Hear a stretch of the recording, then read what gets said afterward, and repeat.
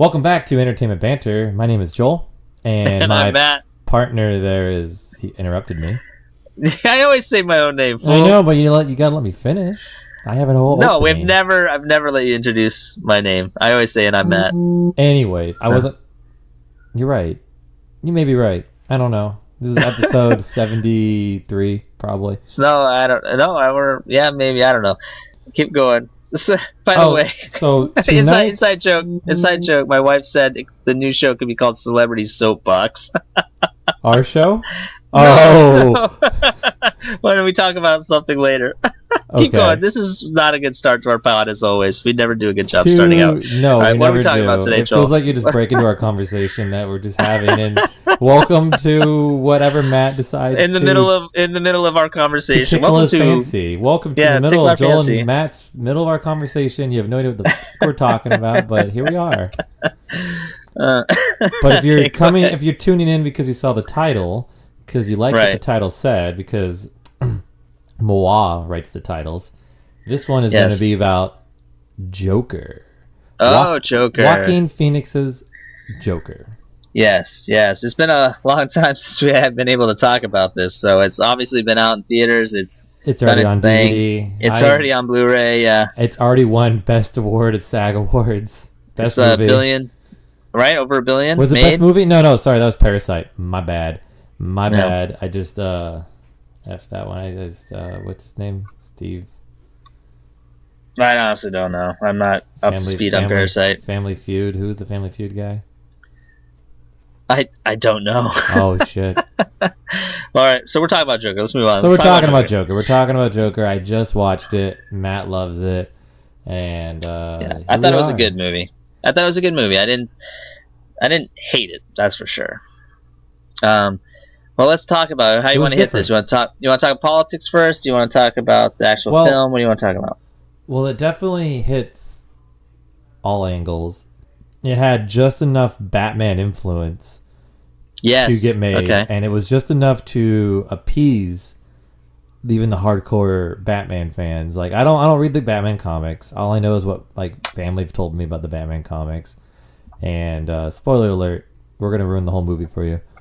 Yeah, well, by now, like as always, and everything we do, they should know about it. If they wanted to see it, they should know by now. Accurate. We're so behind when posting these things these days. We're all the stuff that we're doing. It's just we can't keep up. Right. I mean, I thought the movie was well done. I don't think it could have been made earlier. I think it was made at the right time, just because to get that fandom. I don't think it's amazing that Warner Brothers actually did it.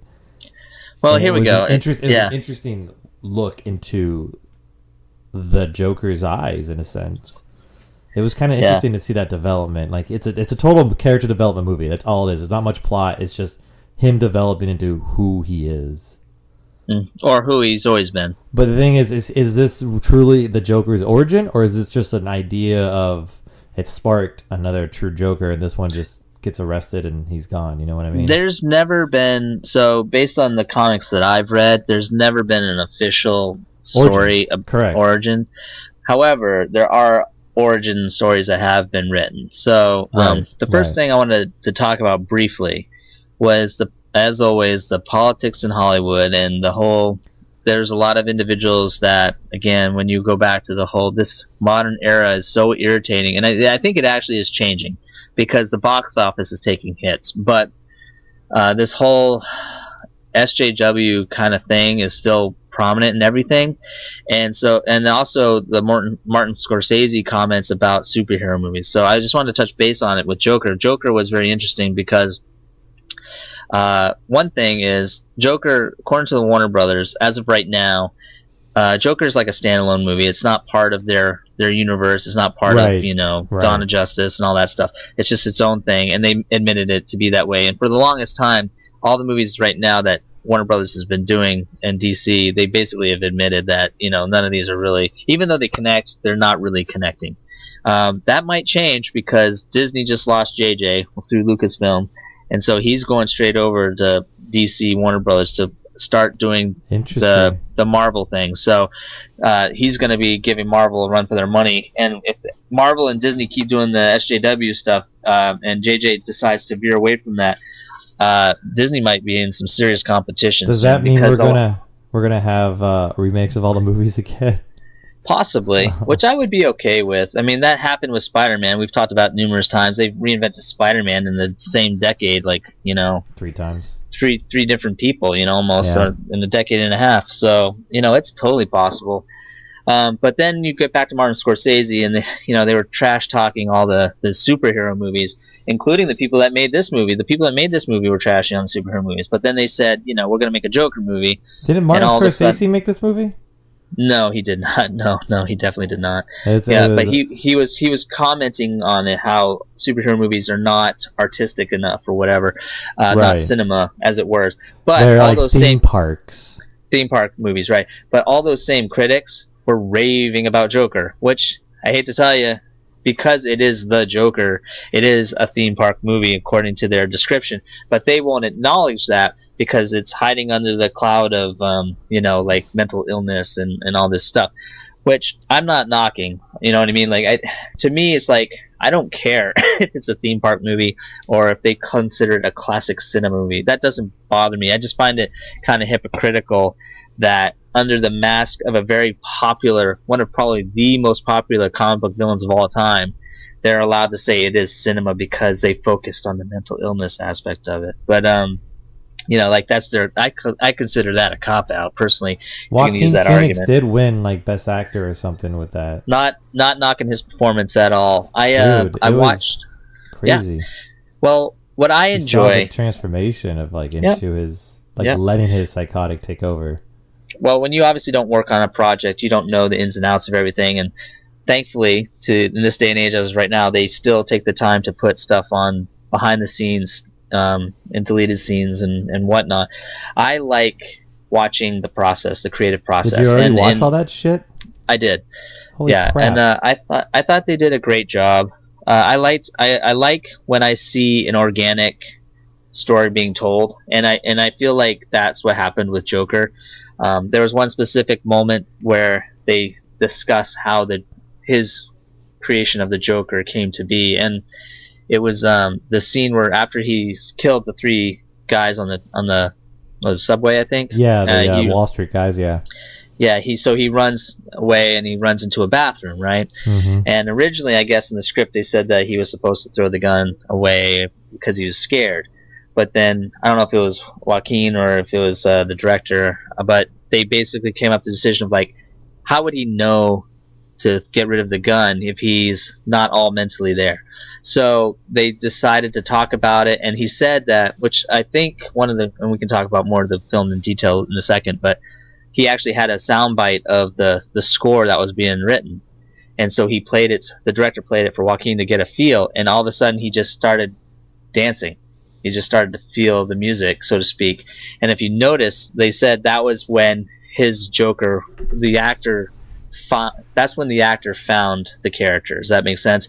And that's when they said, all of a sudden, that's when it hit. And so if you watch the whole movie now, you'll see that moment. He'll start to do that fluid dance at certain times or whatever. You start watching it happen. You're like, I'm watching the development. You know the aftermath. You know what's going to happen. You know where the future is going. So, like, when you saw all that unfolding, it was very fascinating to me. And him going down that path and figuring out that his life was a lie as well, and his mom was also mentally ill, and it just, and like the thing is that he's not really, you don't know who his biological parents still are, and the whole thing. And well, they play mind games with you, which I thought was brilliant, especially with the script because you're bringing up a lot of great points. I can't keep up with you. But I would say I'll just talk about the process real quick, and then I'll be done. But they also gave him room to play. Like when he comes out for the talk show as the Joker, oh my god, he interpreted that entrance multiple times and changed it up every single time. It was great to watch all the different versions that he did. But the one that they went with was absolutely stunning in my opinion. I actually really enjoyed how he came out. He was just very fluid. You could see that music in his head as he came out, and I just thought that was really cool. I like the realism of his character, and at first it's interesting when you you watch it because like there's only a couple of times where you see something kind of like, oh shit, where he like he bangs his head on a glass and glass breaks and stuff, and you see him going crazy. You think, oh, he's getting crazy like the Joker. But the reality is, what's really cool about the story is the joke. They made it so that the Joker, he was always well, the Joker was always in him, trying to get out. And so when you see him hitting his head on the glass, it's almost like a metaphor hit for the Joker literally trying to burst out of this guy's life cycle. And so only when he gets off the meds, only when, you know, he's even talking to the psychologist or whoever it is, the counselor, state counselor, city counselor. He even says, for the longest time I didn't think I existed, but I do. Yeah. And so that's meaning like that's the Joker talking. That's not him. You think it's Arthur talking. I don't think I exist. As an average observer, you think Arthur's saying I don't exist, but really it was the Joker saying, but I do. The Joker does exist because he's never been allowed to come out because of the meds. He's never been allowed to come out because he was being controlled or manipulated or told to be a good boy. Does that make sense? Like he's yeah, absolutely. But it was great to know that by the end, like you saw the official takeover of Joker in the talk show when he, like in the middle of that talk show, like he came out, you could tell like he was feeling it. He sits down and he was, he didn't know what to do at first. And then all of a sudden when something sparked politically, I guess, he awoke. Like weird choice of words to use, but Joker was woke at that point, and that was it. Now he's Joker. Like through the end of that movie, he is the Joker. Well, and he was real, and it was a real thing. He called out the host. He's like, "You brought me on here to make fun of me, right? So don't screw around with me." And again, I love it when movies force you to agree with a villain. And I was telling my wife after I watched it, I felt like they did a great job making you sympathize and relate to his character. I liked how too they misled you into thinking his impressions of having a relationship with the neighbor. I thought that was a nice thing. Like that didn't exist, but in his mind it did. He had a relationship and a friendship with her. Oh my god, I thought that was real for almost half the movie. No. It wasn't until he's in the apartment, and then she's like, "You're in the wrong apartment, Arthur." I'm like, what? Oh, you guys already hooked up, though. I thought. No. That's when you learn that that relationship was all concocted in his mind. No, I know that. I'm just saying. Before then, I thought it was actually. Oh yeah. When it comes to comics, I wish I could remember which one it is, but I don't. I don't know if it's Dark Knight. It might be Dark Knight. Arthur Miller's Dark Knight. Not Arthur Miller. Is it Frank Miller? Frank Miller. Yeah, Arthur Miller is somebody else that writes. Frank Miller. I really thought, I was like, oh crap, they're gonna do that scene where he breaks the coffee mug and slices the host's throat. Right. But they didn't do that. He just shot him, which was pretty a little dramatic. Twist. Yeah. But I thought that, leading all the way up to it, I'm always impressed with colors, and I thought, cinematically speaking, DP or editing involved regarding the colors and the backgrounds. Like even when he's in the police car and he's just leaning his head out the side of or leaning against the glass, is looking at the carnage. Yeah, you see different streetlights and signs in the background that are like blurred out, but the colors complement him. They're very Carnival-esque. I just like how he said it. He did that. I did this. I did this. Well, and a lot of people, relate and agree with him. I love the costume piece, that the red velvety type suit as opposed to the purple. It was almost purple, which was like nice. It was like going in that direction kind of thing. Mm-hmm. They had a lot of Red Hood elements to it. He was struggling in the Red Hood comic, where the Red Hood gang kind of tricks him into becoming something that he's not. Interesting. He was a failing comic at the time. I liked the backstory of the mental illness based on abuse, and I liked the idea of his mother also being mentally unstable. But it's almost like a story you can almost believe. The way she told her story, you can almost believe that a billionaire would falsify all that shit. You know what I mean? Well, at first, I thought they were teasing a story from the 52, the new 52, because there was a great one of the first stories, the New 52. A lot of fans didn't like it, but I thought the 52 was great. And it was the owl story, and they hinted and teased at the thought that Bruce Wayne had an illegitimate brother that was kept under wraps or undercover. And for the longest time, the way they wrote the story, you actually considered it being true. And they kind of played that up here, where Bruce Wayne's father, Thomas, may have had that illegitimate son. I just thought that would have been a very interesting twist if that was the case. Because one, he comes across as this perfect person, but then, he's totally painted him as a villain in this. Yes. But it was clever because he was and he wasn't. He kind of represented all of the rich people in society kind of way where people were beneath him, but he did care at the same time. It was very interesting how they did it.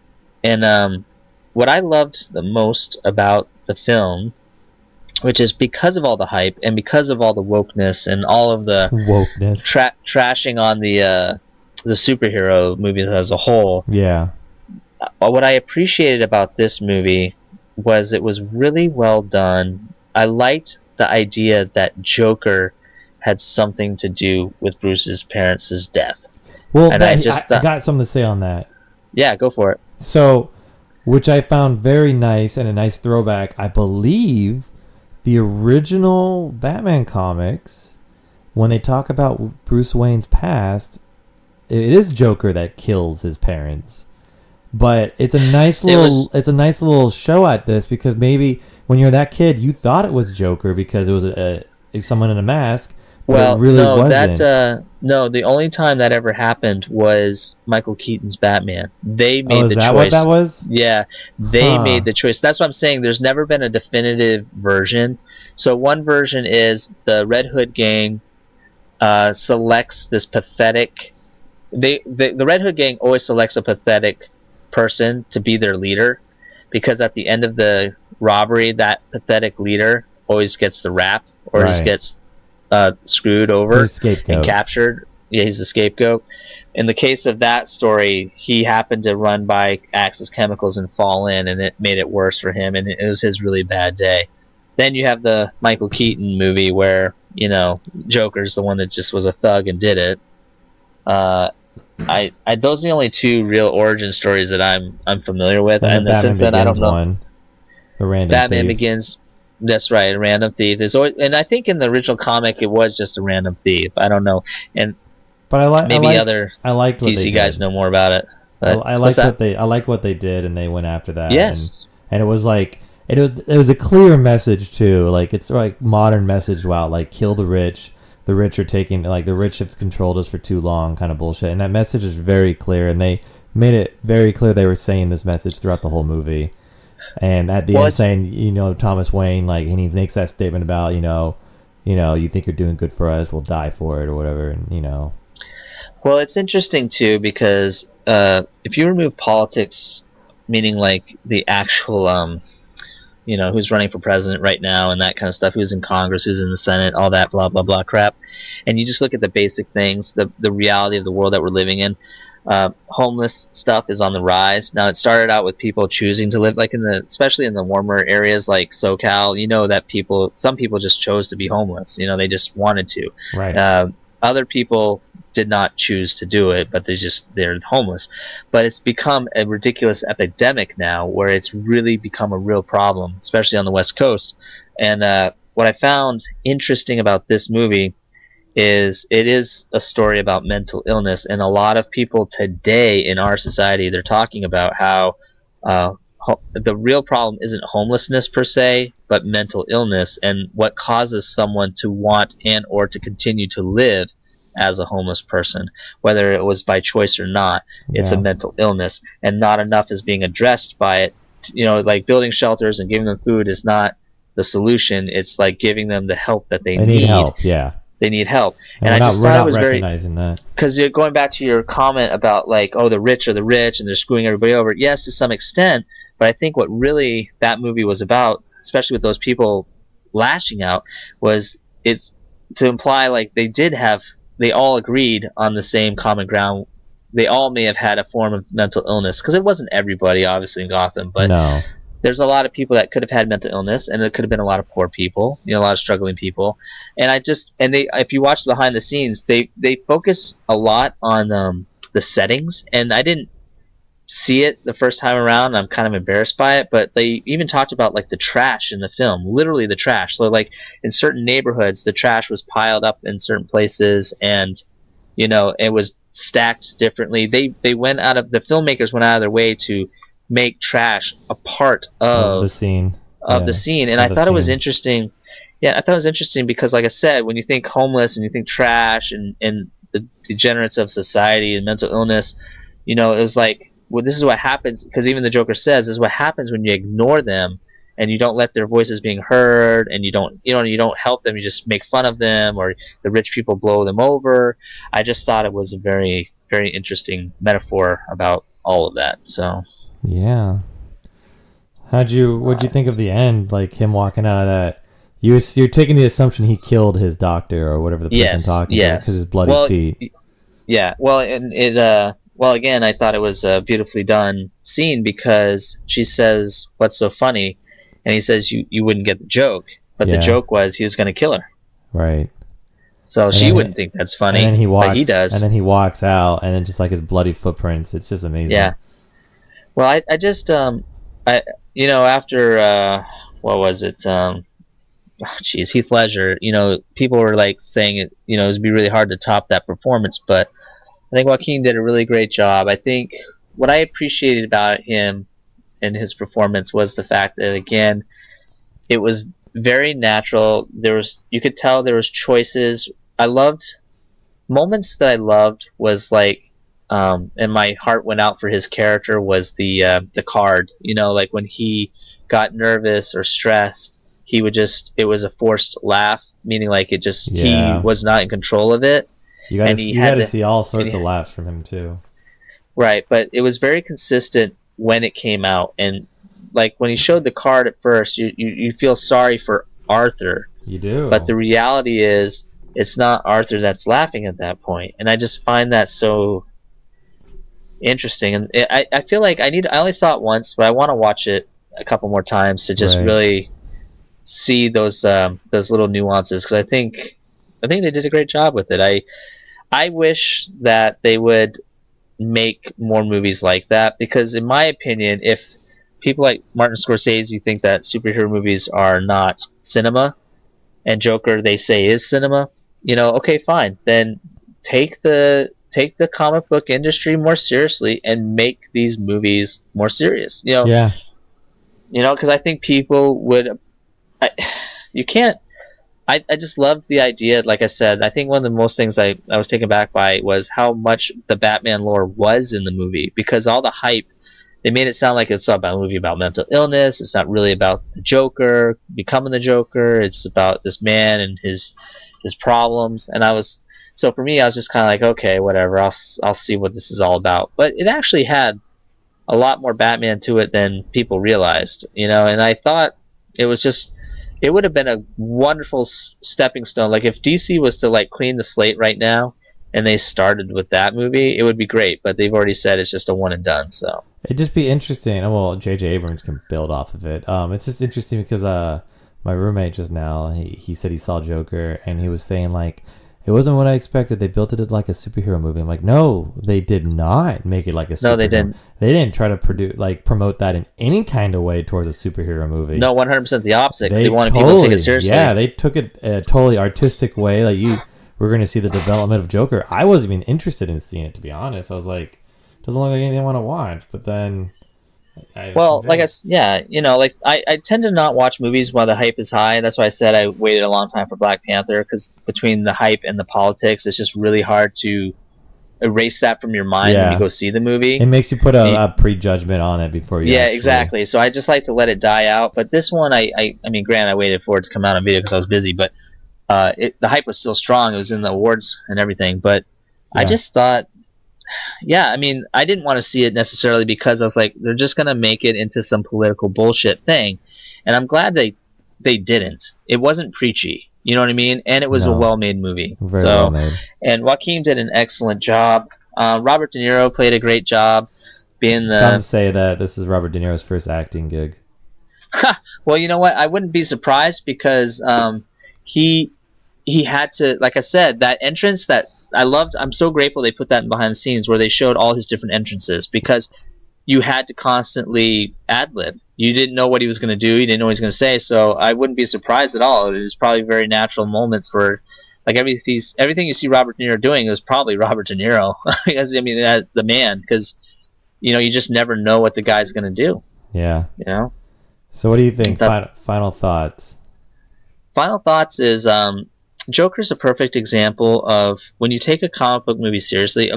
Like you, how many times do you hear the jokes like old white fat guys living in their mom's basements reading comic books, right? Right. But there's something to be said about the stories that they make in comics. Like everybody that writes a comic book, the writers, the artists that draw the stories, the panels. I mean, I went to Comic-Con one year, and you know it was about the Spider-Verse, for example. They were doing the Spider-Verse, and you know, one of the comic characters, I don't remember her name, she was a neighbor and to one of the other heroes, Spider-Man, I think, or Doc Ock, I can't remember which, but she would come and visit him, but she was dying of cancer. And it was a touching thing because when he was talking about it at Comic-Con, he was saying that it was based off of influential things. Like the guy was interested in her, but she was standoffish because she knew she wasn't gonna maybe be around, and so that writer obviously had a very similar experience and decided to share it with the world in his book.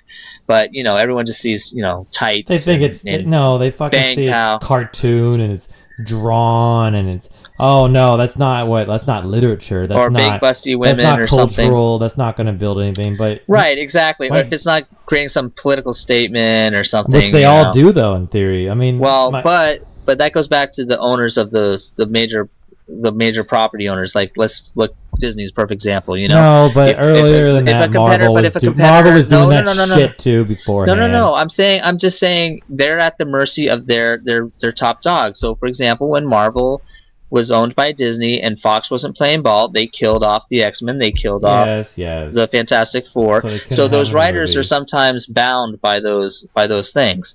But I'm just saying, when a writer and an artist are free to actually just make the product the way they want it without the politics of the ownership involved, then that's when beautiful things are created. And I feel and I hope Joker was one of those properties where I will say this about DC, they don't seem to be pushing any agendas. Not yet. Marvel and Disney are pushing agendas, and I think that's going to be their downfall. And I think that's what's going to save Warner Brothers and give Disney a run for its money. If Warner Brothers stands strong with their choices, a beautiful, strong Wonder Woman is a perfect example. I mean, Harley Quinn, the actress, was uncomfortable in the first what was it? Suicide Squad, because she was scantily clad, and you know, she thought that, you know, her sex appeal was being the force-driven thing, and they toned it down for this next one, which I'm okay with. I appreciate what they did, you know, because I'm not watching it to see Harley Quinn naked. I'm watching it to see this crazy character do crazy things, you know, and I think Warner Brothers, you know, Warner Brothers is, you know, they do a lot of stupid stuff. You know, they're like, we talked about how ridiculous their movies are, where the whole planet blows up and the next day they're still making newspapers. But at the end of the day, at least they are not going that super crazy woke route. Does that make sense? Like, it's not like, I don't know. I just feel like they're just still staying true to the stories at times. And I just appreciate the Warner Brothers for doing that aspect for now. That's your opinion right now, yeah. Yeah. So I thought Joker was great. I thought all solid performances all around.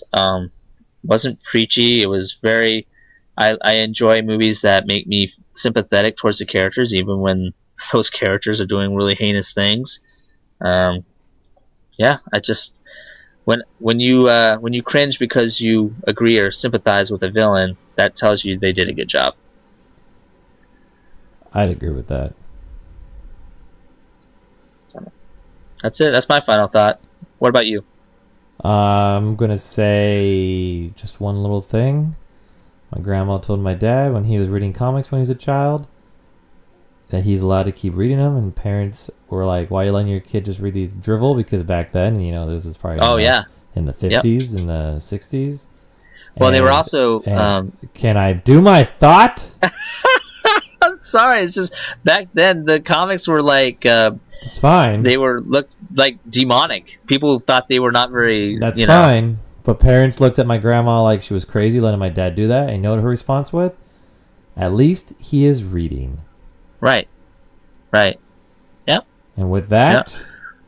Does he have any famous comics that are worth shit tons of money now? As a result of that? Probably. Yeah, you should call him up. Matt, on that bombshell, that is Matthew. Yes, thank you for listening to Entertainment Banter. My name is Matt. And I am Joel. And I am done.